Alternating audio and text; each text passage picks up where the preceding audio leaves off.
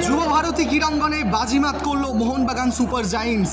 আগের টাইমে দুরন্ত গোল সাহালের। চোট সমস্যার জন্য দলে খেলতে পারছিলেন না তিনি, কিন্তু আজকের দ্বিতীয় লেগে সেমিফাইনালে কামব্যাক করেই হিরো হলেন সাহাল। প্রথমে কামিংসের গোলে এগিয়ে গিয়েছিল মোহনবাগান, জমজমার লড়াই করেছে উড়িষ্যাও, তবে গোল কনভার্ট করতে পারেনি তারা। আর একদম আগের টাইমে দুরন্ত গোল করে বাজিমাত করলো মোহনবাগান। আর এর সঙ্গে সঙ্গেই আইএসএল এর ফাইনালে প্রবেশ করলো মোহনবাগান সুপার জায়েন্টস।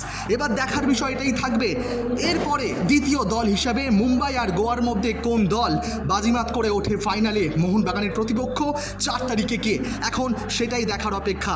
তবে এদিন যুব ভারতী ক্রীড়াঙ্গন ভরে উঠেছিল, 62,000-এরও বেশি আরও একবার সমর্থক দলকে সমর্থন করতে পৌঁছেছিল। এদিন সেই সমর্থকেদের আশা সার্থক হলো, হাসি মুখেই স্টেডিয়াম ছাড়লেন সমর্থকেরা। সেই ছবি, সেই দৃশ্যই আপনাদের সামনে তুলে ধরলাম।